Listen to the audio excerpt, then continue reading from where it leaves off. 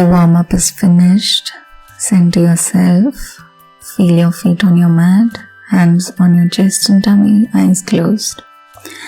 Then let's practice balancing again. So we'll do the Vrikshasan. For that, fix a point right in front of you on the wall or on the ground and keep looking at that point. Lift your right leg, place your right sole of foot on the left thigh or on the lower leg, or even if that's too much, you can just place your right heel over the ankle of the left foot. But never on the knee. You will hurt your knee by giving it a lot of weight if you place your sole on your knee. So the actual pose is above knee on your thigh. Slowly raise up your hands in Namaskar position, Namaste position over your head. Arms close to ears and stretched out. And knee to the exact side. So your leg should be almost like 7. Your knee should not cross the center line and come back or forward, lean back or lean forward, but it should be always to the side. It's okay to fall back out of the pose, but always allot a particular 30 seconds or 1 minute to one pose on one leg, and keep going to the same pose. Even if you fall from it, keep going to the same pose, okay, until you at least finish that time. Now you can also take wall support and try doing the pose.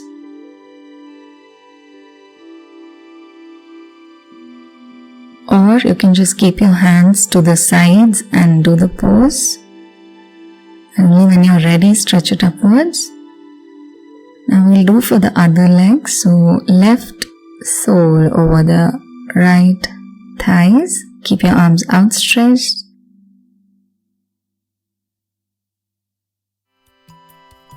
Or take it up. Whichever feels right for you. Keep looking at the point that you fixed. That's the key in balancing. Do not think about anything else but that point. You're improving your focus, your ability to concentrate, and in kids, such upward stretching poses actually help in making them taller. Doing it one day is not enough, of course. It should be made a practice. You can actually be a tree and play around like a child, sway around the branches, shake your hands like leaves. When it's time, gently place your legs down. Your hands, slowly bring it back. Just come back to just the standing pose gently. So that was Vrikshasan or tree pose. Next, we'll do the half moon pose or Ardhachandrasan. So feet together, hands in Namaskar position above your head. Breathe in, stretch up your hands. Breathe in, breathe out, and sway to your right. Again, don't bend forward or backward. Just go straight and right. And look up. Also, your hand should not fall away from your ears. Engage your core, pull your tummy in and look upwards. It will help you keep your spine straight. Enjoy the stretch. Maybe close your eyes.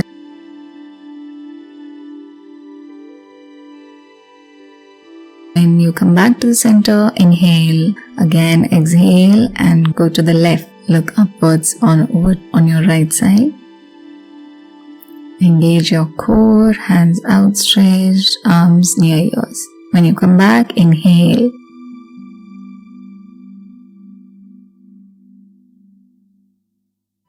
Exhale, and with the same stretch, let your arms down. Next, we shall do Trikonasan or the triangle pose. Legs outstretched, wide apart, right toe to the right, hands outstretched and bent towards your right.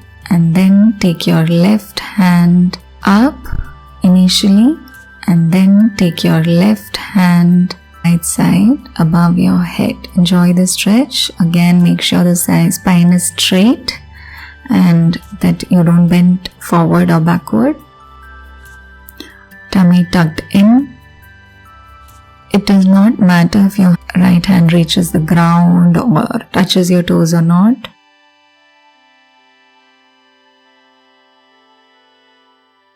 Now cartwheel your left hand and come to the warrior pose. This is just to relax your knee by giving it a counter stretch.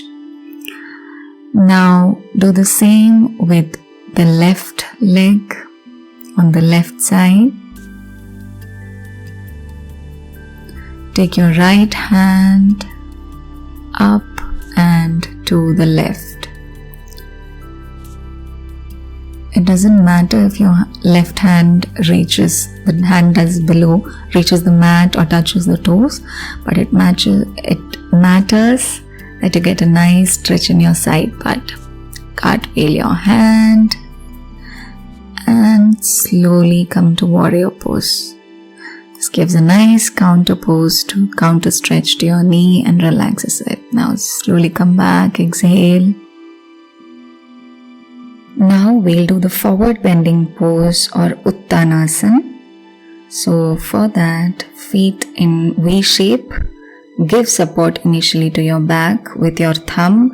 Inhale, exhale and bend down. Hold at the 7 position. Now give support to your legs and breathe out and bend down further. At the end of the pose, the palm should rest on the mat and your forehead should touch your knees. So you can see that even I haven't reached there. So certain poses take time. Every body is different. So wherever you are, have grace for yourself and enjoy wherever you are. Just let your body know that this is where it has to reach in the end. You can also hold your calves and push your head down further. Try to touch your knees. Now whoever has back pain, please take care to do this pose with bent knees. Others can do with their knees straight. Now breathe in, come back up the same way. After 7 position, you can just roll your back up. It gives a nice stretch to your upper back, right? Let's try that again now. Inhale, stretch up. Exhale and bend down.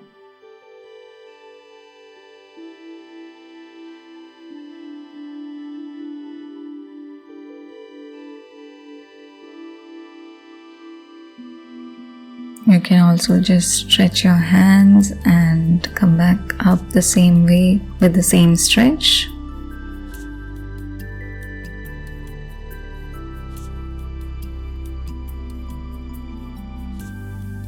Now let's just relax and be puppets with no strings attached. So this is the puppet pose. It's great for relaxing your upper body. Just plonk your body loose by bending forward. Maybe initially you can just wiggle your hands, shake your hands, and after that just release all the control on your upper body. Simply breathe in and breathe out.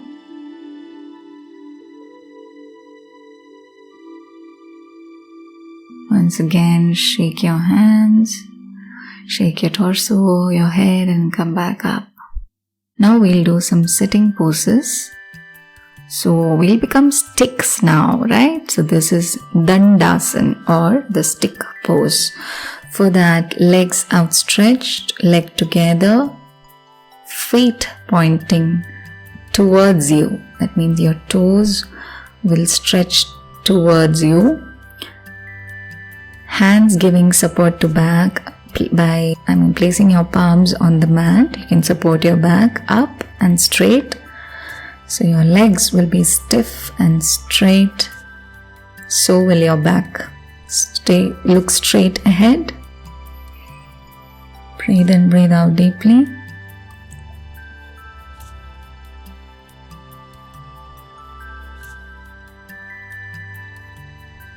Now we'll do Janushirshasan, or the knee to head pose. So just like Vrikshasan, bend right leg and rest the sole on your left thigh. Stretch up your hands, inhale and exhale, and bend down at your waist. Right? So I'll just show it from the front so you can understand the pose better. So like the name suggests, at the end of the pose, your knee and your forehead should touch each other. Otherwise also it's okay, wherever you are, just be there. Or you can just hold your toes with interlaced hand, bend your knee, and then straighten your knee and slid your heel down and forward. Some people are able to touch their forehead to the knee this way.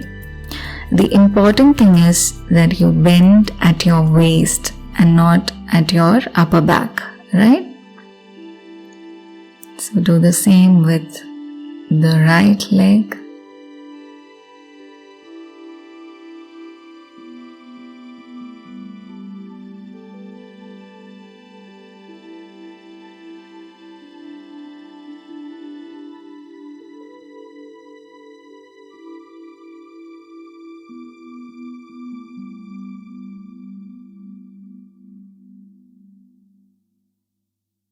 Breathe in and stretch your hands back up, your body back up. Slowly release your hands.